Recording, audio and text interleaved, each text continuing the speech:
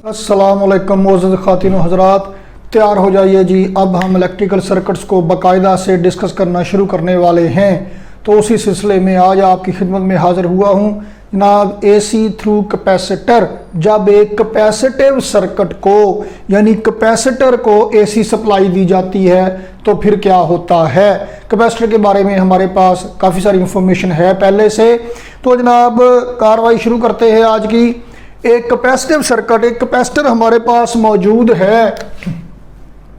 सबसे पहले तो हम ये डिस्कस करेंगे कि जो कैपेसिटर है, चूँकि ये अपनी साख्त के एतबार से ज़रा रजिस्टर के मुकाबले में मुख्तलिफ है। रजिस्टर में तो सीधा सीधा मामला था, आई और वी इन फेज थे।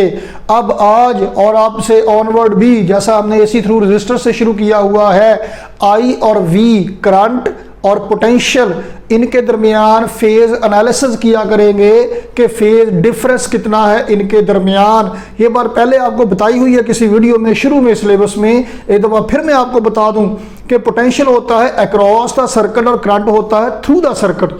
तो जनाब एक कैपेसिटिव सर्किट में, कैपेसिटर में पोटेंशियल कैसा होगा, वोल्टेज कैसे होंगे, पोटेंशियल डिफरेंस, और करंट कैसे होगा, इनके दरमियान रिलेशन क्या होगा, फेज डिफरेंस कितना होगा, इन फेज होंगे, आउट ऑफ फेज होंगे, कैसे होंगे। इससे पहले ये देखते हैं कि कैपेसिटर में से करंट क्या गुजर सकता है कि नहीं, क्योंकि कैपेसिटर में जो ये पैरेलल प्लेट कैपेसिटर है और दरमियान में तो इंसुलेटर मीडियम है, डाइलेक्ट्रिक मीडियम है, या तो वैक्यूम होगा या फिर कोई और इंसुलेटर होगा। तो जनाब हम बारी बारी डिस्कस करते हैं। ये खासा इंपॉर्टेंट क्वेश्चन होता है कि कैपेसिटर डीसी को क्या रिस्पॉन्स देता है और एसी को क्या रिस्पॉन्स देता है। अगर आप डीसी सोर्स लगा देंगे कैपेसिटर के साथ तो क्या होगा, अभी आपने जस्ट स्विच ऑन किया है, हम यहाँ पे बल्ब लगा देते हैं, ये हमें बताएगा कि क्या हो रहा है। जनाब अली यहाँ से ये बैटरी का पॉजिटिव टर्मिनल पॉजिटिव चार्जेस को सप्लाई करेगा, पॉजिटिव चार्ज यहाँ से मूव करेंगे, बल्ब से गुजरेंगे, बल्ब रोशन होगा और यहाँ तक पहुँच जाएंगे। पहला पॉजिटिव चार्ज पहुँच गया जी कैपेसिटर की प्लेट तक, और जब दूसरा चार्ज आएगा, करंट तो हो रहा है यहाँ पे, लेकिन जब दूसरा चार्ज आएगा ये पहले वाला चार्ज क्या करेगा, उसे रिपेल करेगा। इसका मतलब है कि दूसरे चार्ज को यहाँ पे आना, अकोमोडेट होना जरा मुश्किल हो जाएगा। इस बहरहाल यहाँ से रिपल्शन ज्यादा है, इधर से कम है, तकतुका मार के वो आ जाएगा जी। अब दो चार्ज हो गए, तीसरे आने वाले को रिपेल करेंगे और ये काम थोड़ी ही देर में ये होगा कि यहाँ पर और यहाँ पर पोटेंशियल सेम हो जाएगा। तो फिर पॉजिटिव चार्ज ना इधर को जा सकेगा ना इधर को जा सकेगा, चार्ज का फ्लो बंद हो जाएगा, बल्ब बुझ जाएगा। ये जो ही आप स्विच ऑन करेंगे, डीसी सोर्स लगाएंगे कैपेसिटर के साथ, तो बल्ब एक झमाके के साथ रोशन होगा, फौरन ही बुझ जाएगा। इसका मतलब है करंट गुजरना बंद हो गया। फ्रैक्शन ऑफ अ सेकंड के लिए, बहुत ही थोड़े वक्त के लिए ये काम होगा। तो मतलब थोड़ी देर के लिए करंट गुजरेगा जो कि निग्लिजिबली स्मॉल इंटरवल है, उसके बाद करंट गुजरना बंद हो जाएगा। यहां से यहां तक तो चार्ज कैरियर जा ही नहीं सकते। तो ओवरऑल हम यूं कहते हैं कि एक कैपेसिटर डीसी को ब्लॉक कर लेगा, इसे ब्लॉकिंग कैपेसिटर भी कहते हैं। यहां पे जो ये काम कर रहा है, DC can not pass through a capacitor, ये बात तो एक हो गई जी। अगर आप यहां पे सोर्स डीसी की बजाय एसी लगा लें जी, ठंडक भी रहेगी और देखते हैं क्या होगा। आपने अल्टरनेटिंग सोर्स अप्लाई कर दिया, अब क्या होगा, यहाँ पे तो पोटेंशियल चेंज हो रहा है। ना सिर्फ ये कि इंस्टेंटेनियस वैल्यू चेंज हो रही है, बल्कि थोड़ी थोड़ी देर के बाद पोलैरिटी भी चेंज हो रही है। अभी ये वाला टर्मिनल पॉजिटिव है, हायर पोटेंशियल है, ये लोअर पोटेंशियल है, थोड़ी देर के बाद ये लोअर पोटेंशियल हो जाएगा और ये हायर पोटेंशियल हो जाएगा। अभी जब यहाँ पे पोटेंशियल जीरो है तो यहाँ भी पोटेंशियल जीरो होगा, और जब यहाँ पोटेंशियल थोड़ा ज्यादा होगा, चार्जेस का फ्लो होगा, फिर यहाँ भी पोटेंशियल ज्यादा हो जाएगा, पॉजिटिव पोटेंशियल हो जाएगा। लो जी, पॉजिटिव हाफ साइकिल के दौरान ये देखिए जी, पॉजिटिव हाफ साइकिल के दौरान पोटेंशियल ज्यादा होता जाएगा यहाँ पे, तो यहाँ से चार्जेस का फ्लो इधर को होता जाएगा, कैपेसिटर की प्लेट पे चार्ज आता जाएगा, यहाँ पे चार्ज ज्यादा होता जाएगा। बढ़ते बढ़ते पोटेंशियल यहाँ पे मैक्सिमम हो गया तो यहाँ पे चार्ज भी मैक्सिमम हो गया। मतलब यहाँ पे पॉजिटिव चार्ज मैक्सिमम हो गया, यहाँ पे नेगेटिव चार्ज मैक्सिमम हो गया। यहाँ पोटेंशियल डिफरेंस मैक्सिमम है तो यहाँ भी पोटेंशियल डिफरेंस मैक्सिमम है, यानी पोटेंशियल डिफरेंस जितना यहाँ पे है उतना ही यहाँ पे आ रहा है। ये भी ध्यान में रखिएगा। पोटेंशियल मैक्सिमम के बाद कम होने लग गया, तो यहाँ पॉजिटिव पोटेंशियल कम होने लग गया, तो यहाँ से अब पॉजिटिव चार्ज इधर को आना शुरू हो जाएगा क्योंकि यहाँ पे अब ज्यादा था। तो पॉजिटिव हाफ साइकिल के हाफ के दौरान यानी फर्स्ट क्वार्टर के दौरान पॉजिटिव चार्ज इधर को जा रहा था, सेकंड क्वार्टर के दौरान पॉजिटिव चार्ज इधर को आना शुरू हो गया क्योंकि यहाँ पे पोटेंशियल कम हो रहा है, यहाँ पे ज्यादा था, यहाँ से इधर को आ रहा है। तो पहले इधर को चार्जेस जा रहे थे, करंट था, बल्ब रोशन था, अब इधर को आ रहा है, बल्ब रोशन है, करंट है। तो जनाब होते होते यहाँ पोटेंशियल जीरो हो गया, यहाँ से चार्ज इधर आ गए, यहाँ भी पोटेंशियल जीरो हो गया, यहाँ भी जीरो हो गया। अब नेगेटिव हाफ साइकिल शुरू हो गया, अब पॉजिटिव चार्ज इधर को जाना शुरू होंगे, ये वाली प्लेट पॉजिटिव होना शुरू हो जाएगी और ये वाली प्लेट नेगेटिव होना शुरू हो जाएगी, फिर वही खेल शुरू होगा। होते होते नेगेटिवली पीक आ गई, नेगेटिव पीक आ गई, तो यहाँ पे मैक्सिमम चार्ज आ गया, उसके बाद यहाँ पे पोटेंशियल कम होना शुरू होगा, चार्ज इधर को आना शुरू हो जाएगा। तो जनाब होगा क्या कि करंट कैसे मूव करेगा इसमें से सर्किट में, कभी तो जनाब करंट जा रहा होगा, जब ये इधर को जा रहा होगा तो यहाँ से इधर को जा रहा होगा, ऐसे ऐसे ऐसे ऐसे, ये तो अल्टरनेटिंग करंट नहीं, तो अल्टरनेटिंग करंट कैपेसिटर की मौजूदगी में गुजर जाएगा सर्किट से। ये बात आप जहन में रखें कि यहां से यहां तक कोई चार्ज कैरियर नहीं जाएगा क्योंकि दरमियान में तो इंसुलेशन है, इंसुलेटर मीडियम है दरमियान में, तो इसलिए यहां से यहां तक चार्ज कैरियर नहीं जा सकेगा, यहां से यहां पर भी नहीं जाएगा।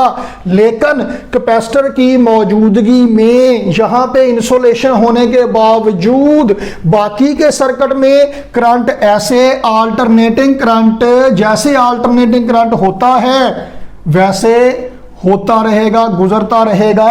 तो बेहतर अल्फाज ये हैं इस सिचुएशन के लिए कि कैपेसिटर की मौजूदगी में अल्टरनेटिंग करंट सर्किट से गुजरता रहेगा। अगर मैं या कोई कहे कि कैपेसिटर में से अल्टरनेटिंग करंट गुजर जाएगा तो यह बात टेक्निकली ठीक नहीं है, कैपेसिटर में से नहीं गुजरेगा, लेकिन हम कह लिया करते हैं। लेकिन ज्यादा बेहतर यह है कि हम ये कहें कि कैपेसिटर की मौजूदगी में सर्किट में से करंट गुजर जाएगा या गुजरता रहेगा, यानी यूं कीजिए कहिए कि कैपेसिटिव सर्किट में अल्टरनेटिंग करंट का फ्लो हो जाएगा, डायरेक्ट करंट का फ्लो नहीं हो पाएगा। कैपेसिटर डीसी को ब्लॉक कर लेता है, एसी को क्यों नहीं करता?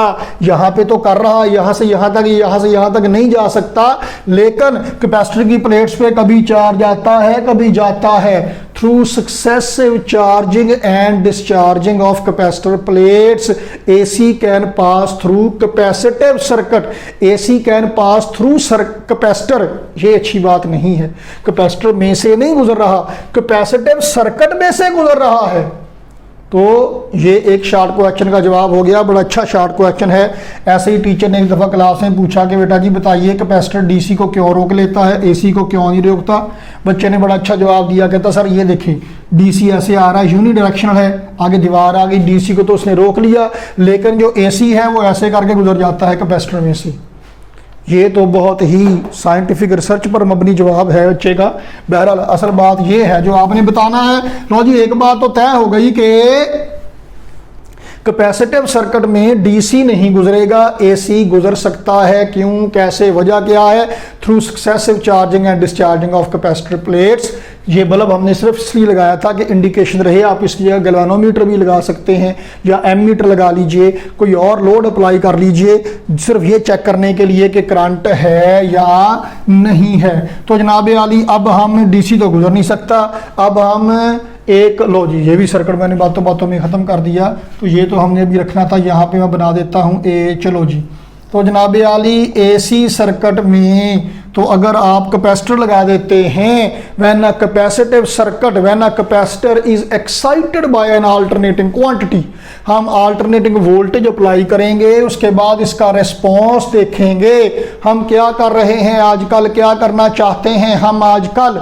कैपेसिटिव करंट और कैपेसिटिव वोल्टेज के दरमियान रिलेशन, जो वोल्टेज हमने दिए हैं वो नहीं, जो वोल्टेज कैपेसिटर की प्लेट्स के अक्रॉस अपीयर हो रहे हैं ये, और कैपेसिटर की मौजूदगी में जो सर्किट से करंट गुजर रहा है वो करंट आई और वी कैपेसिटिव वोल्टेज और कैपेसिटिव करंट, इनके दरमियान हम रिलेशन को डिस्कस करना चाहते हैं कि ये इन फेज हैं, आउट ऑफ फेज हैं, क्या हैं, कैसे हैं। तो जनाब आली देखते हैं, रेजिस्टेंस में भी हमने चेक किया, तो अब भी हम यही करेंगे। हम शुरू किया करेंगे बेटा जी सप्लाई वोल्टेज से, फिर देखेंगे कि सप्लाई के तौर पे यहाँ पे जो वोल्टेज दिए जाते हैं, अप्लाई किए जाते हैं, क्या ये वोल्टेज एज इट इज यहाँ पे पहुंचते हैं या इनमें कोई कमी बेशी घाटा वाधा होता है, हमें थूथा करने की जरूरत है कि नहीं है, देखते हैं। तो अभी अभी हमने ये कहा कि यहाँ पे पोटेंशियल जीरो है तो यहाँ भी पोटेंशियल जीरो होगा, यहाँ पोटेंशियल पॉजिटिव है यहाँ भी पॉजिटिव होगा, यहाँ नेगेटिव है यहाँ भी नेगेटिव होगा,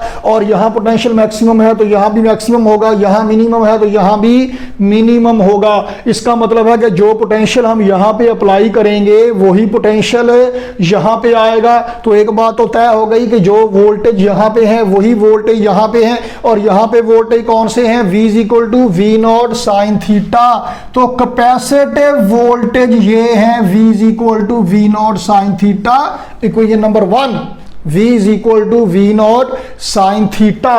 तो जब इसके अक्रॉस वोल्टेज है साइन का फंक्शन, तो यहां से यहां तक तो करंट गुजर नहीं सकता, गुजर नहीं रहा, तो बाकी सर्किट में से गुजरने वाला करंट कौन सा है, क्या वो भी साइन का फंक्शन है, क्या वो भी वोल्टेज मैक्सिमम होते हैं तो करंट मैक्सिमम होता है कि नहीं होता, ये हमें देखना पड़ेगा। लेकिन इससे पहले हम ये वोल्टेज वाली वेव फॉर्म तो बना ही लें ताकि कुछ ते काम मुक्के ना जी। लो जी ये साइन कर्व हमने बना ली है, वाई एक्सिस पे बेटा जी ये ब्लैक वाली जो कर्व है ये वोल्टेज के लिए है, एक्स एक्सिस पे टाइम थीटा, थीटा हम थीटा के साथ कंपेयर करेंगे। तो लो जनाब आली ओके जी।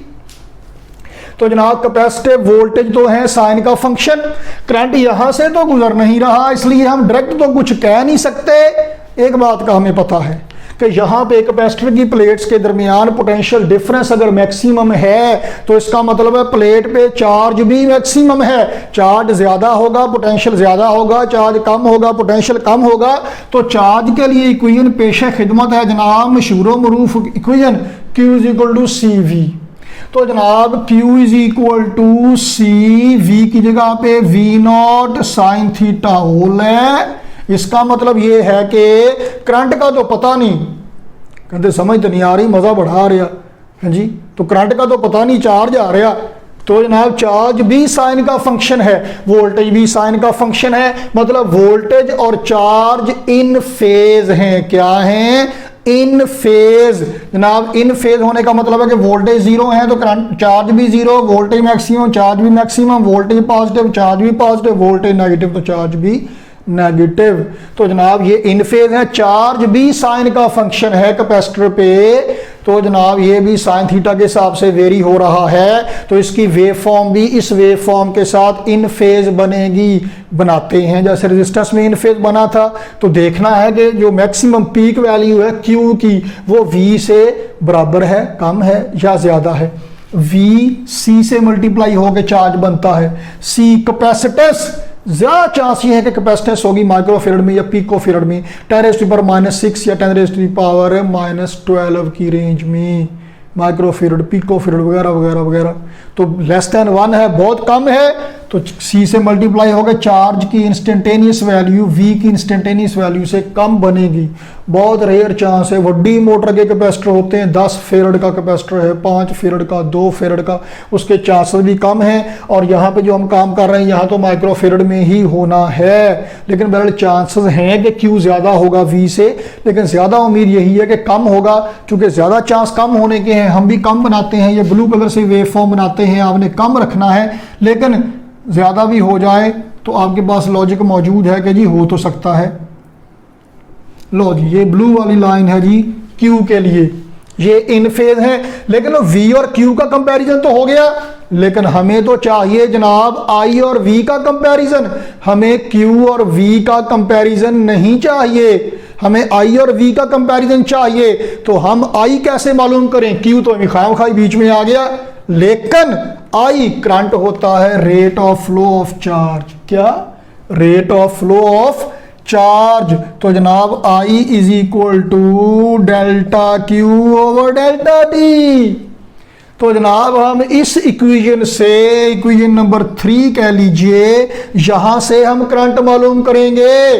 जनाब आली यहाँ पे वाई एक्स पे है क्यू वी, एक्स एक्स पे क्या है थीटा, और थीटा किस पे डिपेंड करता है टाइम पे। यहां पे इक्वेशन आ गई Q T graph, Q T graph चाहिए, एक्स एक्स पे टाइम भी लिया जा सकता है, नो प्रॉब्लम। तो जनाब क्यू टी ग्राफ, ये ब्लू वाली लाइन देखिए, Q T graph, Q T line से करंट मिलेगा।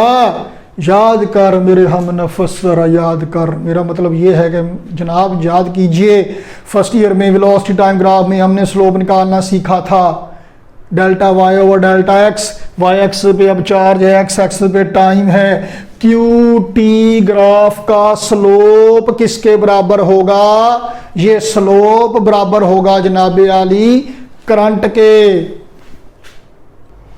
तो जनाब हम स्लोप मालूम करते हैं, एक और तरीके से भी हम करंट मालूम करेंगे, वो तरीका ज़रा बाद में देखते हैं, पहले बुक में यही तरीका दिया हुआ है। इससे ज़रा स्लोप से क्विक कंपैरिजन करना ज़रा मुश्किल होगा, लेकिन अगर आप याद कर लेंगे तो काम सीधा सीधा ही है।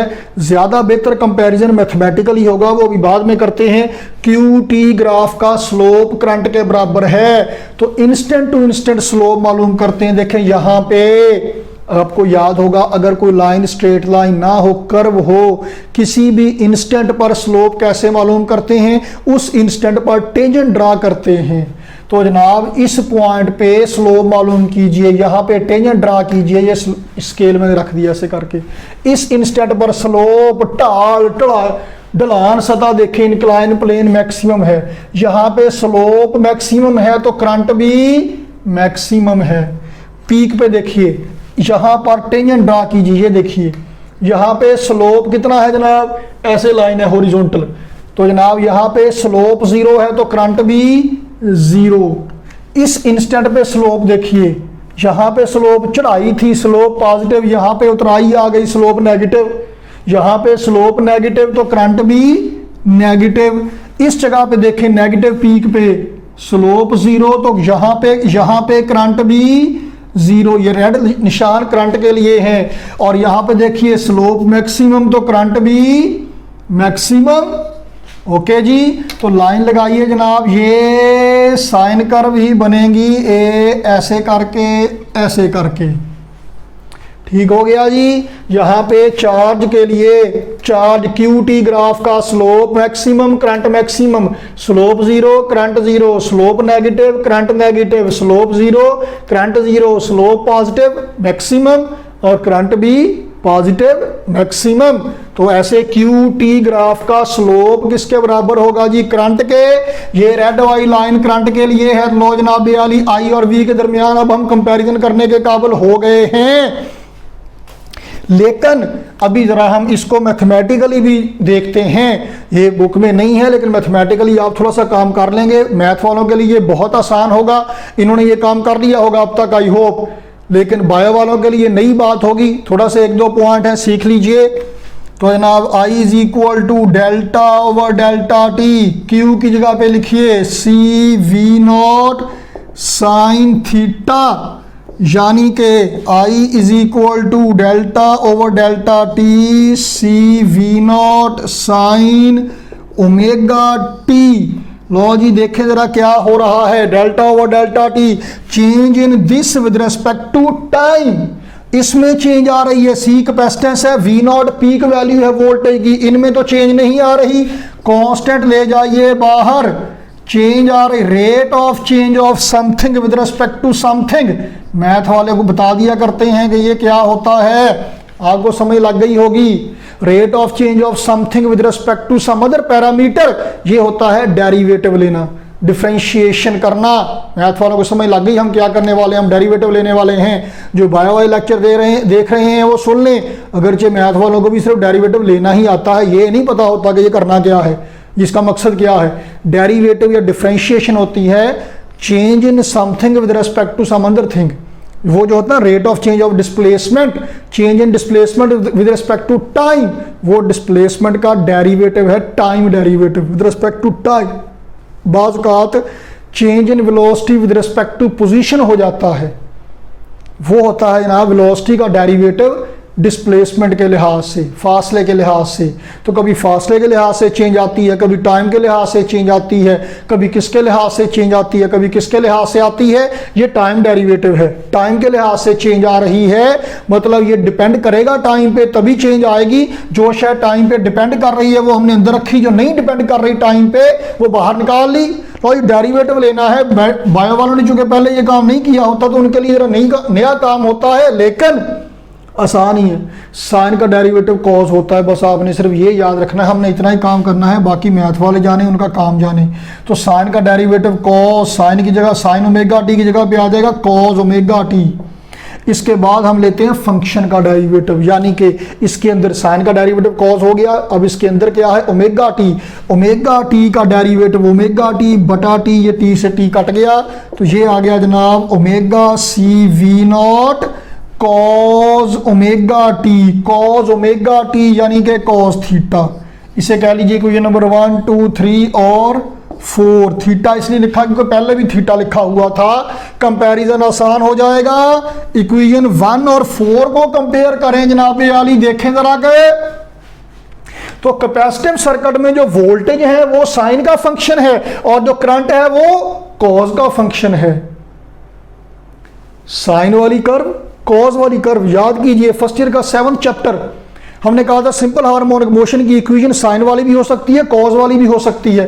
फर्क क्या होता है, साइन वाली इक्वेशन में मीन पोजीशन से शुरू होगा, वोल्टेज साइन का फंक्शन है, मीन पोजीशन से शुरू हो रहे हैं, और करंट कॉस का फंक्शन है, कॉस में एक्सट्रीम से शुरू होता है, बाकी शेप वही होती है। आप कंपैरिजन कर लीजिए instant to instant, theta to theta.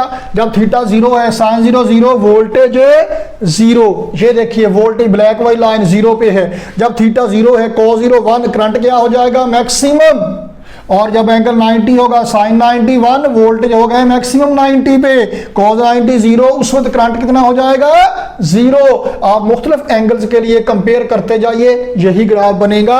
यहाँ पे क्विक कंपैरिजन होता है, देख के समझना आसान होता है। वो स्लो वाले में ऐसे ऐसे करके बुक से याद करके लिखना तो आसान है, ज्यादा खपना नहीं पड़ता, लेकिन कंसेप्ट वाइज ये तरीका ज्यादा बेहतर है। आप ये कर लें या वो कर लें, वो आपकी मर्जी है, लेकिन कंपैरिजन देखें आप कि कैपेसिटिव सर्किट में करंट कॉस का फंक्शन है और वोल्टेज साइन का फंक्शन है। तो अब बात ये है, पहले तो आप ये समझ लें कि मसला क्या, सूरत हाल क्या है। जब ये तो ठीक है कि जब यहाँ पे पोटेंशियल डिफरेंस हो मैक्सिमम कैपेसिटर की प्लेट्स के अक्रॉस, तो करंट चले रोक लिया, ब्लॉक हो गया, खसमान खाए, जो मर्जी हो गया। लेकिन ये क्या बात हुई कि जब वोल्टेज 0 है तो करंट मैक्सिमम है, वोल्टेज 0 है, पोटेंशियल डिफरेंस है ही नहीं, करंट मैक्सिमम है। ये इसलिए है कि पोटेंशियल डिफरेंस यहाँ पे 0 है, वोल्टेज 0 है, यहाँ पे चार्ज नहीं है, इस वक्त चार्ज आ सकता है, इस वक्त चार्ज आ रहा है। और जब पोटेंशियल डिफरेंस मैक्सिमम हो गया, यहां भी पीक पे है वोल्टेज, यहां भी पीक पे है, अब चार्जेस का फ्लो बंद हो जाएगा, करंट 0 हो जाएगा। इसलिए जब वोल्टेज मैक्सिमम है तो करंट 0 है, और वोल्टेज 0 है तो करंट मैक्सिमम है। ये बात तो यहां से समझ में आ गई या क्लियर हो गई है। लो जनाब, आई और वी के दरमियान फेज शिफ्ट कितना है आप देखिए। तो कैपेसिटिव सर्किट में जो वोल्टेज है, कैपेसिटिव वोल्टेज 0 है, फेजर ड्रा कीजिए। वोल्टेज कहां पे है जनाब 0 पे, तो वोल्टेज की डायरेक्शन, वोल्टेज का जो फेजर है उसकी डायरेक्शन क्या आएगी, एक्स एक्सिस के साथ 0 का एंगल बनाते हुए, वोल्टेज एक्स एक्सिस की सिमत में है। और करंट इस वक्त कहां पे है 90 पे, π/2 रेडियन पे, तो एक्स एक्सिस के साथ 90 का एंगल बनाते हुए, π/2 रेडियन करते हुए करंट बना दीजिए। लो जनाब, ये करंट है। तो क्या बना जनाब कि कैपेसिटिव सर्किट में करंट लीड करेंगे, वोल्टेज लैग करेंगे। लो जी, याद रखने के लिए मोटी सी बात याद करें, कैपेसिटर में करंट आगे, कैपेसिटर काफ कुत्ते वाला, करंट भी काफ कुत्ते वाला। तो कैपेसिटर में करंट आगे, कैपेसिटर में करंट आगे, रेजिस्टेंस में आई और वी इन फेज है, एंगल 0 है, वो साइड पे हो गया। कैपेसिटर में करंट आगे, आगे इंडक्टर में अगली वीडियो में डिस्कस करेंगे, वो बाद में वहां पे वोल्टेज आगे हो जाएगा। याद रखना आसान है, कैपेसिटर में करंट आगे, बस बात खत्म। तो आई और वी के दरमियान फेज शिफ्ट कितना है जी 90 का। इस फेज शिफ्ट की वजह से क्या होता है आइए देखते हैं। इस कैपेसिटर में, कैपेसिटिव सर्किट में करंट 90 डिग्री लीड करेगा, वोल्टेज 90 डिग्री लैग करेंगे, 90 डिग्री या π/2 रेडियन। और अब पावर डिसिपेशन क्या होगी कैपेसिटिव सर्किट में?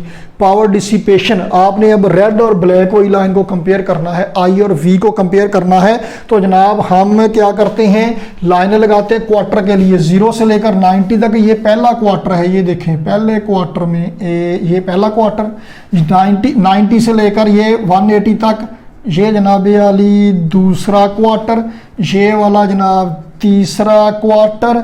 यही डायग्राम बनानी है आपने दोबारा से बनाना, मैं उसी को अपडेट कर रहा हूं। आपने पावर डिसिपेशन के लिए अलग से बना देना है डायग्राम, ज़्यादा बेहतर होती है टॉपिक के दौरान अगर लिखना है। कई दफ़ा क्वेश्चन ही सिर्फ पावर डिसिपेशन का आता है, तब भी आपने ये डायग्राम बनाना है। ये ब्लू वाली चार्ज वाली लाइन आप ना लगाएं फिर। तो for one complete alternating cycle, first quarter, second quarter, third quarter और फोर्थ क्वार्टर। आप फर्स्ट क्वार्टर में देखिए, power is the product of I and V. यहां पे ना आई की वैल्यू स्टेबल है ना वी की वैल्यू स्टेबल है।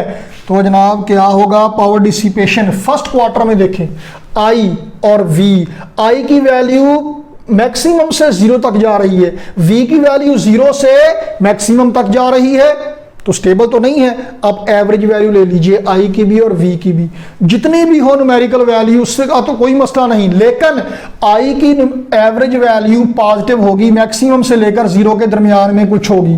तो आई की एवरेज वैल्यू भी पॉजिटिव, वी की एवरेज वैल्यू भी पॉजिटिव, ओवरऑल आई और वी का प्रोडक्ट पॉजिटिव होगा। जो ये मीन वैल्यूज हमने ले ली हैं।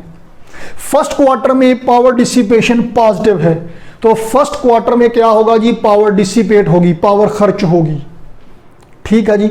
सेकंड क्वार्टर में क्या है, आप ये देखें कि सेकंड क्वार्टर में वी की एवरेज वैल्यू है पॉजिटिव और सेकंड क्वार्टर में आई की एवरेज वैल्यू है नेगेटिव। तो वी की एवरेज वैल्यू पॉजिटिव, आई की एवरेज वैल्यू नेगेटिव, प्रोडक्ट क्या होगा, नेगेटिव। सेकंड क्वार्टर में पावर डिसिपेशन होगी नेगेटिव। फर्स्ट क्वार्टर में वो पावर लेगा, सेकंड क्वार्टर में पावर देगा। पावर देगा, पल्लेों देगा, हाँ जी देगा, पल्ले से देगा, क्योंकि कैपेसिटर में एनर्जी स्टोर हो जाती है। तो अल्टरनेटिंग साइकिल के दौरान फर्स्ट क्वार्टर में वो पावर डिसिपेट करेगा, खर्च करेगा, सेकंड क्वार्टर में पावर वापस दे देगा। थर्ड क्वार्टर में जनाब आई की एवरेज वैल्यू भी नेगेटिव है, वी की एवरेज वैल्यू भी नेगेटिव है, प्रोडक्ट क्या होगा, पॉजिटिव। तो थर्ड क्वार्टर में वो फिर पावर कंज्यूम करेगा। फोर्थ क्वार्टर में आई की एवरेज वैल्यू पॉजिटिव है, वी की एवरेज वैल्यू नेगेटिव है, तो फोर्थ क्वार्टर में क्या करेगा, वो पावर दे देगा। एक क्वार्टर में पावर लेगा, देगा, लेगा, देगा, जितनी पावर ली उतनी पावर दे देती। ओवरऑल क्या होगा, पावर डिसिपेशन 0। मजे की बात ये है, ये आपको एवोमीटर वाली वीडियो में जो एक मीटर दिखाया था उसमें थोड़ा सा आपको आइडिया दिया था। अब ज़्यादा डिटेल से किस दिन आपको चेक कराएंगे कि इंडक्टर भी पढ़ लें, उसके बाद फिर कराएंगे चेक, फिर वीडियो रिलीज करेंगे कि नहीं ज़्यादा डिटेल से। कैपेसिटिव सर्किट में ओवरऑल पावर डिसिपेशन 0 है, पावर 0 है, करंट है। पावर मतलब वाट, करंट है ही नहीं। कैपेसिटर में जो करंट है इसे कहते हैं वाटलेस करंट। वाटलेस पावर नहीं है, करंट है। पावर डिसिपेट नहीं कर रहा, पावर खर्ची नहीं हो रही, क्योंकि करंट जितना वो एनर्जी स्टोर कर रहा है, जितनी पावर लेता है उतनी वापस दे देता है, जितनी पावर लेता है उतनी पावर दे देता है। अल्लाह अल्लाह खैर सल्ला। तो ये बुक पे जो पैरा लिखा हुआ है पावर डिसिपेशन वाला, यहाँ से आपने देख लिया, सुन लिया, चाहे तो इसको रिपीट कर लीजिए, लेकिन मेक इट श्योर कि आपने ये समझ लिया है और ऐसे ही लिखना है। ये डायग्राम बना के ये ऐसे करके पावर डिसिपेशन आई और वी के दरमियान 90 का फेज शिफ्ट होने की वजह से पावर डिसिपेशन 0 हो जाती है कैपेसिटिव सर्किट में। ये आपको प्रूव करके दिखाएंगे, वीडियो दिखाएंगे आपको, एक कैपेसिटिव लोड चेक कराएंगे, वो पावर उसमें 0 होगी, देखिएगा फिर। तो बहरहाल आगे चलते हैं। तो जनाब अब पावर डिसिपेशन तो 0 है, लेकिन जब करंट गुजरता है कैपेसिटिव सर्किट में तो क्या उस करंट को कोई अपोजिशन का सामना करना पड़ता है? बिल्कुल। कैसे वाला अपोजिशन? ये अपोजिशन रेजिस्टेंस वाली नहीं है, ये अपोजिशन फिजिकल अपोजिशन नहीं है, कोलिजन की वजह से नहीं है, फ्रिक्शन की वजह से नहीं है। ये क्या है, जब यहां पे कोई चार्ज आता है तो नए आने वाले चार्ज को वो रिपेल करता है, ये अपोजिशन है। तो कैपेसिटर करंट को अपोज करता है, लेकिन ये रेजिस्टेंस वाली अपोजिशन नहीं है, ये फिजिकल अपोजिशन नहीं है। इस अपोजिशन के यूनिट तो ओहम ही हैं, लेकिन चूंकि ये फिजिकल अपोजिशन नहीं है इसलिए इसको नाम देंगे एक नया रिएक्टेंस। इसकी डेफिनेशन हम लिखेंगे, लेकिन अभी नहीं, इंडक्टर वाले टॉपिक में फिर हम इसकी वो डेफिनेशन लिखेंगे। रिएक्टेंस एक्स से लिखा जाएगा, capacitive reactance, capacitive reactance X C, आगे जाके इंडक्टिव रिएक्टेंस आएगी, एक्स एल कहेंगे उसे। तो जनाब ये होती है 1/ओमेगा c, यानी कि 1/2 पाई एफ सी। पहली बात तो ये देखें, अगर डीसी है, डीसी की फ्रीक्वेंसी 0 होती है, फ्लक्चुएशन होती नहीं, तो डीसी की फ्रीक्वेंसी 0 है, कैपेसिटिव रिएक्टेंस इन्फिनिट है, कैपेसिटर की अपोजिशन डीसी के लिए इन्फिनिट है, डीसी को ब्लॉक कर लेता है। ये मैथमेटिकल प्रूफ हो गया। अगर आप लिखना चाहें तो ऐसे, जैसे पहले समझे आपको वैसे लिखते हैं, वो भी ठीक है, वैसे लिख के मैथमेटिकल लिखते हैं, क्या बात है। और ये देखें, एसी की फ्रीक्वेंसी जितनी ज्यादा होगी कैपेसिटिव रिएक्टेंस अपोजिशन कम होगी, यूनिट इसके ओहम वाले ही है।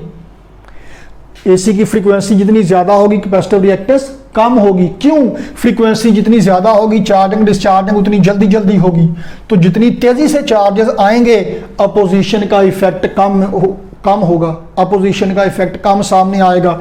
जितनी फ्रीक्वेंसी कम होगी चार्जिंग डिस्चार्जिंग उतनी हौली हौली होगी, तो उतना अपोजिशन का इफेक्ट ज्यादा ऑब्जर्व होगा। एसी की फ्रीक्वेंसी जितनी कम है कैपेसिटिव रिएक्टेंस ज्यादा है तो कम है जी। यूनिट इसके ओहम ही हैं, तो V is equal to IR नहीं लिखेंगे, IX लिखेंगे। ये ओहम्स लॉ नहीं है, डायमेंशनली वही है, ध्यान रखिएगा। यूनिट इसके ओहम वाले ही हैं।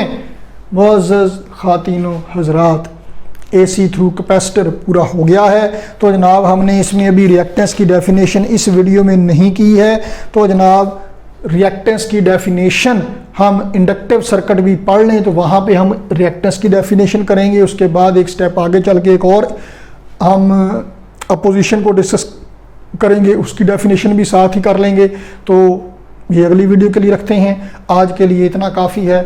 इजाज़त दीजिए जी, मिलते हैं अगली वीडियो में। अल्लाह हाफिज़।